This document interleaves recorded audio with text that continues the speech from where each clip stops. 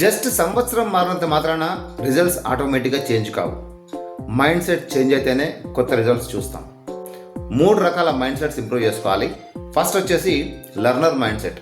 నాకు అన్నీ తెలుసులే, ఇంకా నేర్చుకునేది ఏముంది అనే మైండ్ సెట్ కాకుండా ఇంకా ఏదో నేర్చుకోవాలి, ఇంకా డెవలప్ కావాలి అనే మైండ్ సెట్తో కనుక ఉన్నట్లయితే డెఫినెట్గా మీకు మంచి రిజల్ట్స్ 100%గా వస్తాయి. రెండోది వచ్చేసి స్కిల్ శాలరీ మైండ్ సెట్. దీని అర్థం ఏంటంటే శాలరీ కోసం కాకుండా ఈ పని చేయడం ద్వారా నాకు చాలా స్కిల్ వస్తుంది, ఇది నాకు ఫ్యూచర్లో బాగా ఉపయోగపడుతుంది అనే మైండ్ సెట్తో పనిచేసినట్లయితే తప్పకుండా మీకు మంచి రిజల్ట్ వస్తుంది. మూడోది వచ్చేసి long term thinking. 1 month salary కోసమో లేదా ఒక 6 మంత్స్ గ్రోత్ కోసమో కాకుండా లాంగ్ టర్మ్లో మనకు దీని ద్వారా ఎలాంటి బెనిఫిట్ ఉంటుంది అని మనం చూసినట్లయితే డెఫినెట్గా మంచి రిజల్ట్స్ వస్తాయి. మనకున్న స్కిల్స్ ఏంటి, మనం ఏం పని చేస్తున్నాము, దాంట్లో ఎట్లా ఎదగాలి అనేది చాలా చాలా ఇంపార్టెంట్. ఇలాంటి వీడియోస్ కోసం మీరు నన్ను ఫాలో అవుతూ ఉండండి.